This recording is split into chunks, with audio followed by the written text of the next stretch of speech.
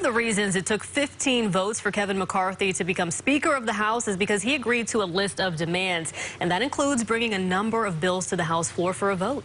And one piece of legislation is already passed, but will it ever become law? At least in the near future, the chances are slim to none. As you were taught in your high school civics class, nothing becomes law without approval in the U.S. House, the Senate, and with the president's signature. So what about the host of legislation that Kevin McCarthy holdouts demanded as part of their negotiations?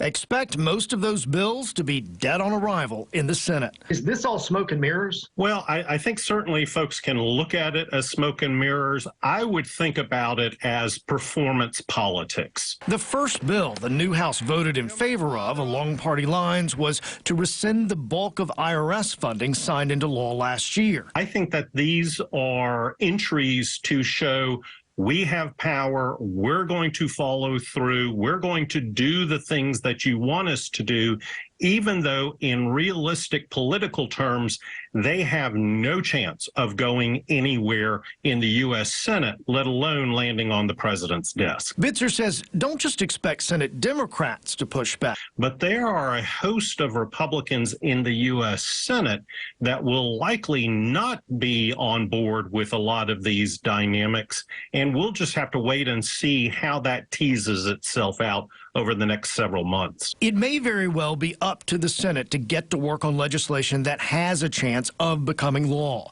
Bills that directly affect the American people, our military, homeland security, immigration, and spending. And for that to happen, Bitzer says Senate Republicans and Democrats will have to build a middle coalition of governance.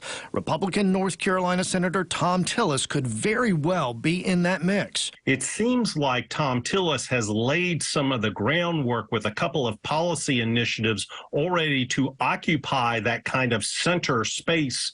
Even though he is conservative, he is willing to compromise, to cut deals, to work with the other side. Something Bitzer doesn't think will easily happen in the House. That is the thing that I think is missing from the hard right within the U.S. House. They don't want any work with any Democrat, and I think that this is going to set up the dynamics for what we'll be watching over the next several months.